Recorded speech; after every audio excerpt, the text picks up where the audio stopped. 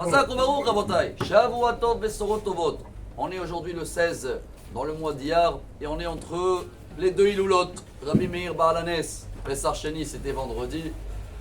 Demain soir, Rabbi Shimon Bar Yochai. Selon le Zohar HaKadosh, toujours quand il y a la Iloula, la journée d'Iloula, la Neshama elle est présente, si on veut dire comme ça, 3 jours avant et 3 jours après.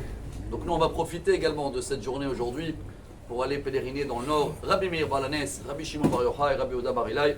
Et comme d'habitude, même on l'annonce en avance, chacun qui ne peut pas être sur place et veut qu'on partage ensemble, on s'associe dans les prières. Alors via tous les réseaux sociaux, vous pouvez envoyer votre nom et demande et quoi que ce soit et on peut faire un partage ensemble des prières sur place. Rabotai, pourquoi c'est une grande semaine? Cette semaine-là, comme on a compris, on est rentré dans la semaine Hod. On dit splendeur en français, mais en hébreu ça veut dire beaucoup reconnaissance, beaucoup de merci. Tous les matins on démarre notre journée avec Modéani. Comme vous savez que si vous faites le calcul, Rabbi Akiva il a perdu 24 000 élèves, que ça y est, demain soir c'est la fin de cette épidémie qui a à peu près tous les jours il devait aller Rabbi Akiva, je ne sais pas comment il a fait, pratiquement plus que 700 enterrements tous les jours des grands rabbins d'Israël.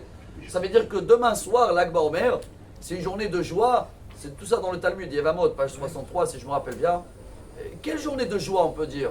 Il y avait plus des gens, ils ne pouvaient plus mourir, ils sont tous morts pratiquement, 24 000. Bon, il restait 5, Rabbi Meir, Rabbi Shimon, où on va y aller aujourd'hui.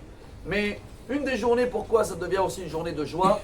Que Rabbi Akiva, le jour même de l'Akba Omer, c'est le 18 Iyar, il a fondé une nouvelle yeshiva avec ses 5 élèves. Et il les a dit, je crois que c'est le message pour nous pour cette semaine.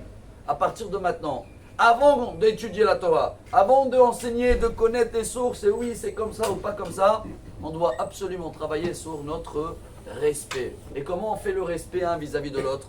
Parce que c'était très très fin, leur manque de respect. C'est pas que il venait dire bonjour à l'autre rabbin, il dit non, je te calcule pas.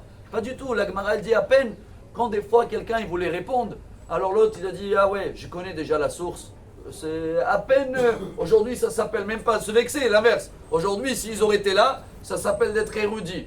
Mais le message de cette semaine Rabotai, c'est de, avant d'être érudit, avant de connaître quoi que ce soit, avant de donner un avis, il faut qu'on apprenne à dire merci autour. Quand tu dis merci, il y a en hébreu une phrase très dure, l'otzarir tovot.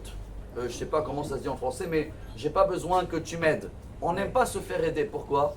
Parce que ça veut dire que tu dois dire merci. Et quand tu dis merci à la personne qui t'a aidé, ça veut dire que tu es dépendant. Et malheureusement, on aime être indépendant. Mais cette semaine, il faut reconnaître qu'on est dépendant.